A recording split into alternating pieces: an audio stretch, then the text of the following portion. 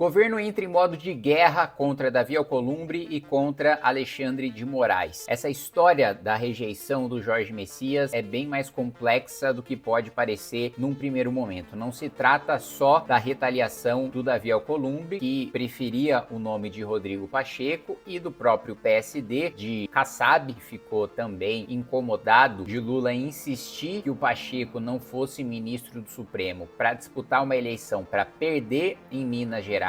Então, o desejo do Lula é que Pacheco dispute a eleição para o governo de Minas, eventualmente até para o Senado, para derrotar no Senado, caso ele tenha candidatura no Senado, um senador bolsonarista, ou no governo do estado, para ele perder, mas fazer palanque para a candidatura do Lula. Ao mesmo tempo, Alexandre de Moraes articulou contra o nome de Jorge Messias porque tinha a avaliação de que o Messias estaria do lado de André Mendonça. André Mendonça fez campanha para Jorge Messias e, em troca, Jorge Messias estaria ali ao seu lado na relatoria do Banco Master e do INSS. Bom, a gente vai entender tudo isso e também o grande acordo feito por Flávio Bolsonaro para enterrar a CPMI do Banco Master. Eu já tenho falado há muito tempo, aliás, o MBL é o único grupo e o Partido Missão é o único partido que tem independência, né, para falar sobre escândalo de Banco Master. Não à toa, né, petistas e bolsonaristas se unem, nenhum deles falou um A sobre CPMI de Banco Master durante a sessão do Congresso Nacional, em que Davi Alcolumbre deveria ter lido a CPMI do Banco Master e, portanto, aberto o espaço para que os líderes partidários, né, indicassem os seus nomes para participar da comissão. Aliás, agora, como eu mesmo sou um líder partidário, eu entro num rodízio de comissões mistas, né? Então, uma comissão mista eu participo, outra não, uma eu participo, outra não, o que me dá mais poder, tanto em CPMI como também em comissões mistas de medida provisória. Bom, antes de continuar esse vídeo, eu vou pedir para você se inscrever no canal, clicar no sininho para receber as notificações, deixar o seu like e também se filiar ao Partido Missão no link abaixo. Bom, vamos ler aqui a coluna da Andréa Sadi. Indignado, Messias diz a aliados que derrota ao STF foi golpe de Moraes e Alcolumbre. Ala do governo entra em modo guerra. O advogado-geral da União afirma a interlocutores. Esse afirma a interlocutores, na maior parte das vezes, a imprensa utiliza quando falou com o próprio, no caso Jorge Messias, mas o próprio disse para manter em off, não quer assumir a autoria da própria afirmação. Então, sempre que vocês lerem, isso não é sempre, tá? Mas na maioria das vezes, quando você lê disse a interlocutores, o interlocutor é o próprio jornalista, só que ele não quer deixar, claramente não quer deixar em on, como se diz no jargão jornalístico, assumir a autoria da própria afirmação. Aí o jornalista vai lá que diz a interlocutores, como se o jornalista tivesse conversado com alguém próximo àquela pessoa, em vez de ter escutado da própria pessoa. Então, Jorge Messias está indignado com o que chama de a interlocutores de golpe do presidente Davi Alcolumbre e do ministro do STF, Alexandre de Moraes, para derrotá-lo, e vê também nos bastidores a atuação do Flávio Dino.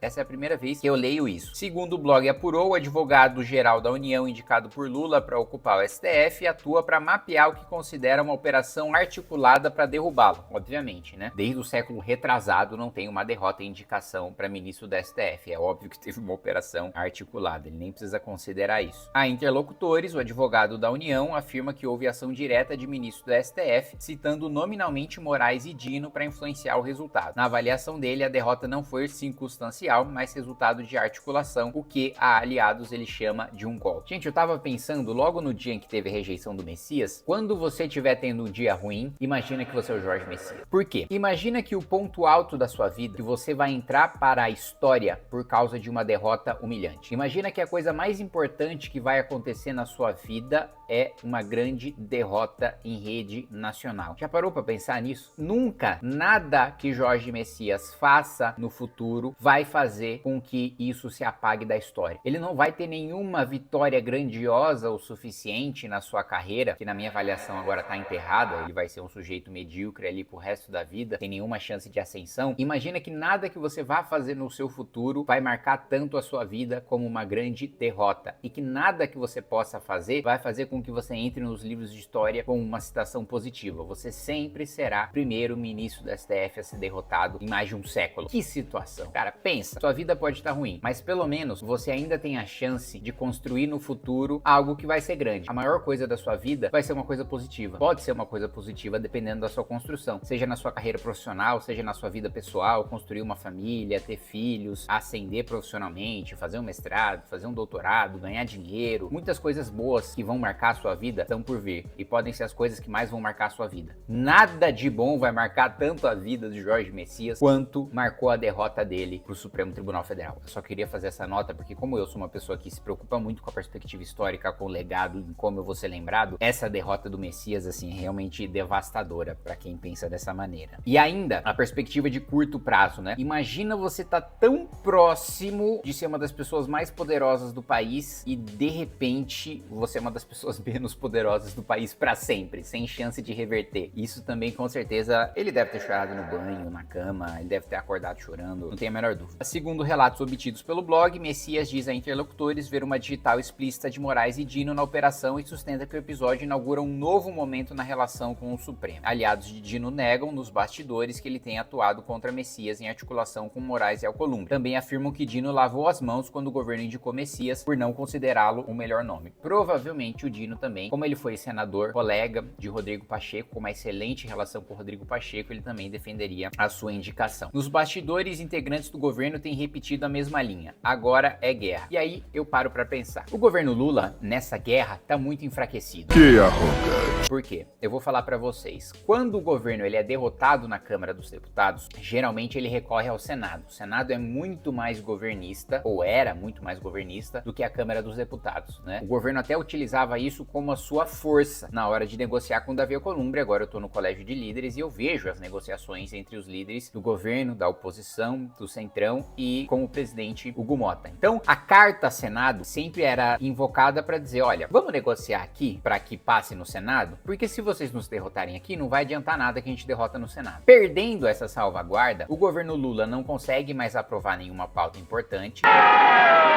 O que eu não considero tão grave assim, porque não é como se tivesse algo que salvasse a popularidade do Lula, né? Ele tentou ali com o gás do povo, não adiantou entre os mais pobres, ele só caiu. Ele tentou com a isenção do imposto de renda, entre a classe média só caiu. Aliás, não tem ninguém que rejeite mais o Lula do que a classe média.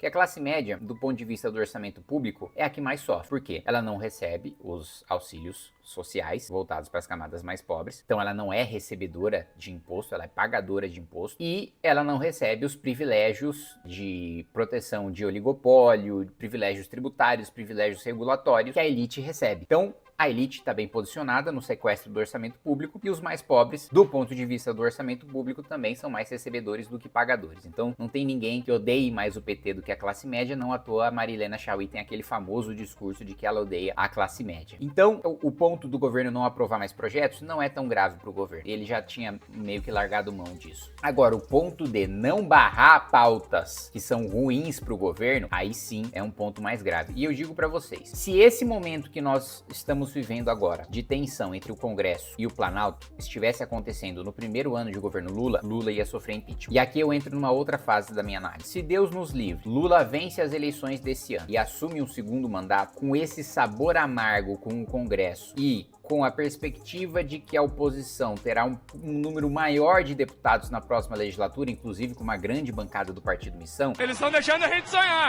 As chances do Lula sofrer um impeachment no segundo mandato são grandes. Eu digo isso pra vocês. E se isso acontecer, recortem e me cobrem depois se o Lula vencer a reeleição da probabilidade dele sofrer um impeachment. Então, de um lado, na queda de braço com o Congresso, há muito pouco que o governo possa fazer. O que saiu notícia, né, é de que o governo vai cortar os ministérios, os cargos do Davi Alcolumbre. Primeiro, se o governo fizer isso, aumenta o ânimo do Davi de querer derrotar mais o governo aprovando pautas bomba contra o governo. Além disso, não vai ter grande impacto pro Davi Alcolumbre cortar cargo agora, pouco tempo da eleição, porque durante o mandato todo ele mamou no governo Lula.